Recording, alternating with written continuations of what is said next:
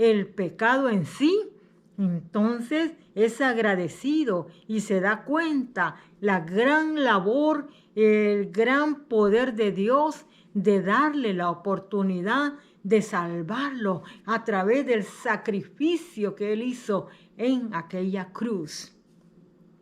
Otros traen la cruz, la madera, y se olvidan de que Jesucristo es vivo y real. Jesucristo no es una cruz de madera. Adoran el símbolo, adoran el objeto, pero se olvidan de la persona, ¿sí? ¿Por qué? Porque la persona fue la que pagó el precio. La persona fue que derramó su sangre. No fue un madero que derramó sangre. ¿De dónde? Si es madera. Entonces, haciendo énfasis en lo que estoy tratando de decir ahora es que no podemos hablar a la ligera. No podemos condenar a la iglesia santa del Señor, comprada y lavada bajo la sangre de Cristo y luego nacida de nuevo por el poder del Santo Espíritu de Dios. Entonces, ¿qué sucede cuando incluimos, generalizamos la palabra iglesia? Estamos generalizando a todos los que se sientan en una banca en cierto lugar o congregación. Entonces, ¿qué sucede? Una persona que no ha nacido de nuevo puede estar en medio de ese lugar sentado.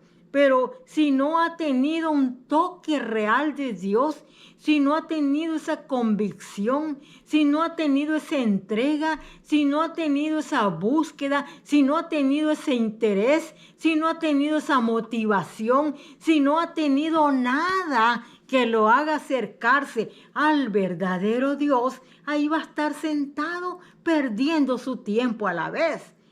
Claro, es mejor estar en la casa del Padre que estar en el mundo. Pero desgraciadamente, si está dentro de la casa del Padre, pero no vive la palabra de Dios, de nada sirve que viva dentro de un templo donde se manifiesta la gloria de Dios. Es como cuando el Señor Jesucristo le habló en una parábola a un hombre que entró a las bodas del Cordero, en unas bodas, dice allí, en unas bodas.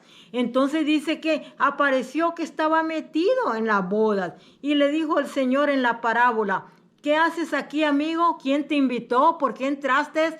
Y entonces enmudeció aquel individuo. ¿Por qué? Porque él, aunque estaba dentro del conglomerado, no pertenecía a la iglesia del Señor. Entonces, por eso tenemos que tener más respeto y cuidado, admiración, abnegación, ayudar a la iglesia, orar por ella y luego bendecirla y respetar a la iglesia porque tiene la gloria de Dios en el Espíritu Santo.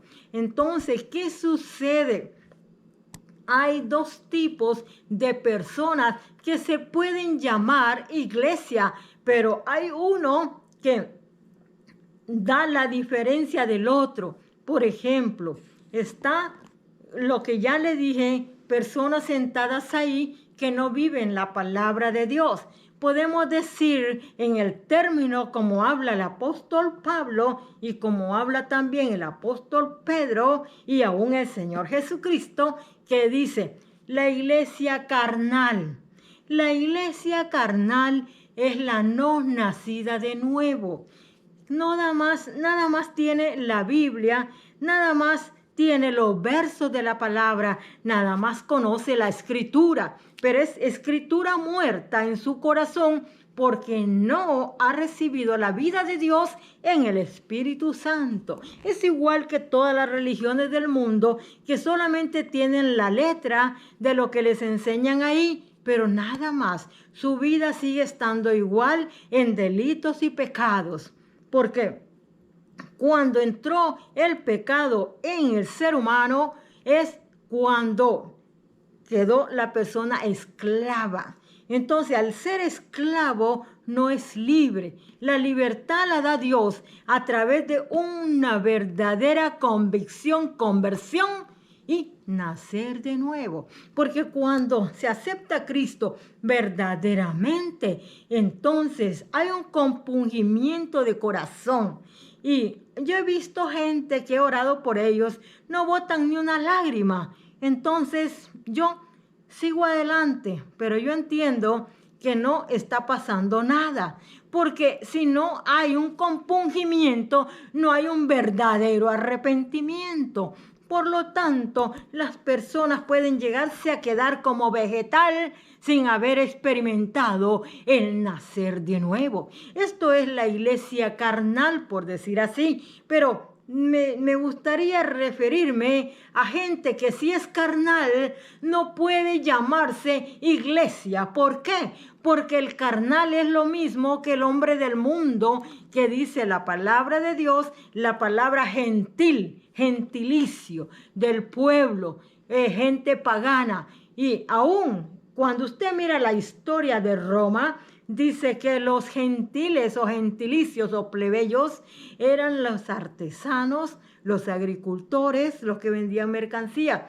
No eran de las dinastías, ¿verdad? Entonces, por lo tanto, aunque tuvieran dinero, no pasaban de ese estatus, a menos que subiera su estatus y se unieran a gente de alguna pequeña o grande casta.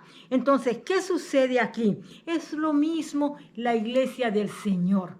Si la iglesia de Cristo es esa iglesia que decimos, la iglesia tiene que ser espiritual. La iglesia de Cristo es espiritual. ¿Por qué? Porque nació de nuevo. ¿Por qué? Porque se rompieron las cadenas del diablo, del pecado, de la maldición y todo, cuando el día que la persona tuvo convicción, conversión y entendió que él estaba muerto en delitos y pecados. Por lo tanto, él en aquel momento entendió que Dios le tendió la mano y que lo prohijó y lo trajo a casa, a la casa del Padre, adoptado por el Señor Jesucristo, entonces para traerlo al Padre.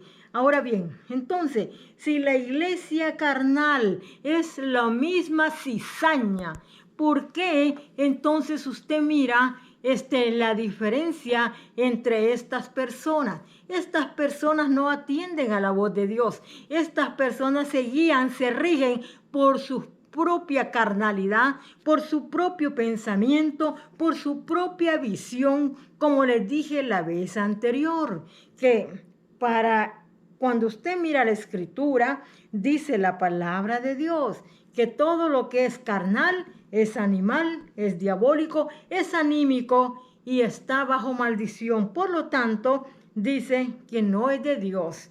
Entonces, son varios tipos de palabras que muestra la palabra de Dios en un ser carnal. Si el ser espiritual es diferente. El ser espiritual es el que camina al lado de, no voy a decir al lado de Dios porque no. Porque una cosa es caminar al lado de alguien y otra cosa es tener a alguien dentro de sí. Por ejemplo, en este caso, el Espíritu Santo dice que Él vive dentro de nosotros y Él actúa en nuestro ser para que vivamos la vida de Dios en medio de las convulsiones de lo que está pasando la humanidad aún hoy en día. Entonces, ¿qué sucede? La iglesia espiritual es la iglesia